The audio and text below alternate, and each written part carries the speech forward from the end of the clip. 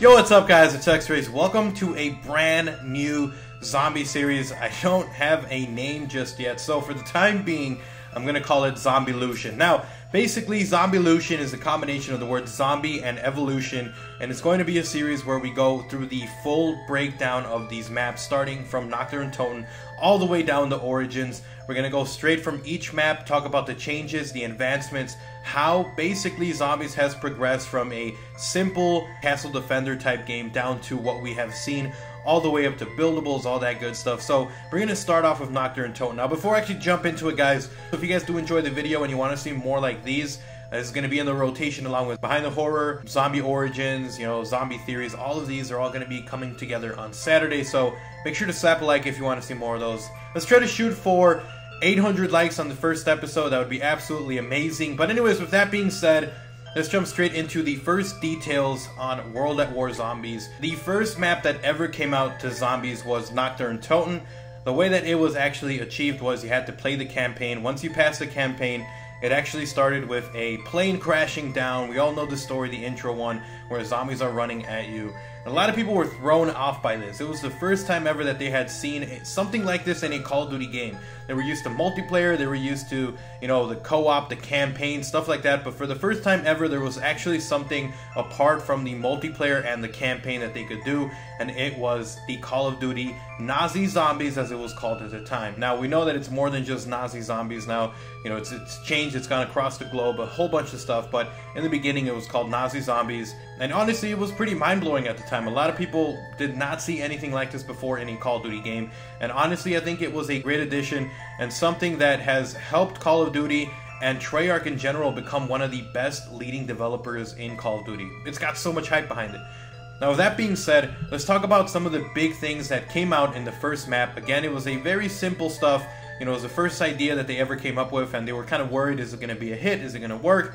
And obviously it did. But the first thing that was in this game was wall weapons. The wall weapons essentially was the first time that it ever came out, and you got points by rebuilding barriers, by killing zombies, getting headshots, knifing, basically doing anything to survive. You got points for doing it, and you can use these points in order to use to buy more weapons that were called wall weapons and had a chalk outline. Now, another thing that's really unique to Nacht Der Untoten that I have not seen in any other of the zombie maps is the exploding barrels. It's the first time that Zombies has had it, and possibly the last time that it might ever have it.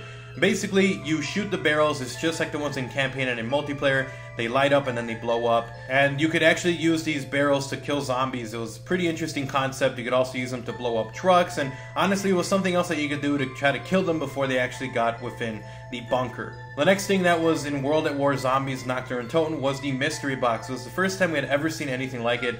Really, really, really cool. Basically a roulette, if you will, a bit of a gamble. You spin 900 points you need to spend on this, and it gives you a random weapon. It can give you something really crappy like a pistol, or it can give you something as amazing as the ray gun, which was the first time that a wonder weapon was introduced. Of course, the ray gun was shown off during the campaign, but it was the first time ever that a wonder weapon was shown off in Zombies, and it was the ray gun that you could get in the mystery box, and you could only get it in the mystery box.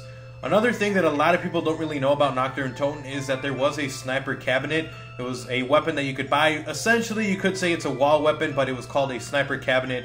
You went to it and it gave you a sniper with a scope. It wasn't very good. A lot of people honestly didn't even buy it because there was no point.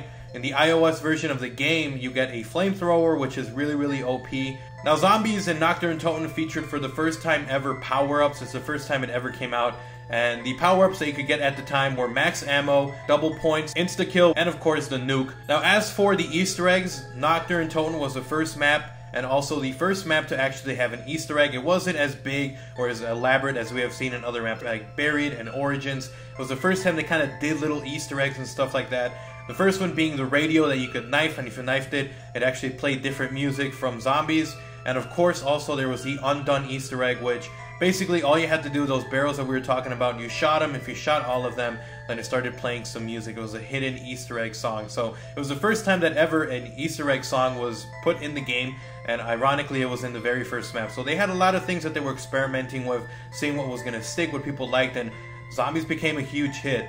Now, after World at War and, you know, all the maps that came out, it actually came back again in Black Ops 1 during the Resurrection DLC pack. And some of the changes that were in Black Ops 1 was first of all, the power-ups. You still had the 4 max ammo, double points, insta-kill, and nuke, but you also had a new one, Carpenter. The next thing that they did was they only added one perk of cola in the remade version, and it was Mule Kick. You could get it in the starting room and allowed you to have a third weapon. The next thing that they added was that the zombies were smarter. In the World at War version of the game, if you were rebuilding the actual windows, they couldn't attack you. They could just basically just claw at it, but you wouldn't get hurt. But in the Black Ops version of Nacht Der Untoten, they could actually hit you through the window.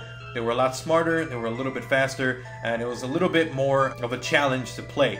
And then the last thing, of course, was that it did have the Cold War weapons because it was based on Black Ops 1. You had the monkey bombs that came from other maps, which we'll talk about in another episode, the Thunder Gun, and of course, the biggest thing to the changes that came in Black Ops 1 was the fact that the unidentified Marines that we had when we played in World at War were replaced with our 4 main characters that have become iconic in zombies: Takiao, Nikolai, Tank Dempsey, and of course Richtofen. All 4 of them replaced the unidentified Marines, but basically that was it, guys. That was the origins, the beginning of what Zombie was, all the little nitpicks, all the little details. I'm going to go through these on every single map. Hopefully you guys enjoyed this episode of Zombielution. Again, if you have a better name, leave it as a comment down below.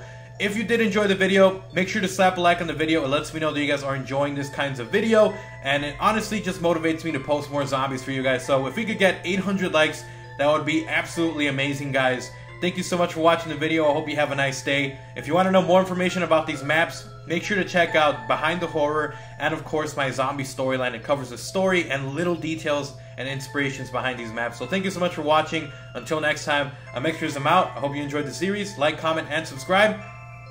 I'm out. Peace.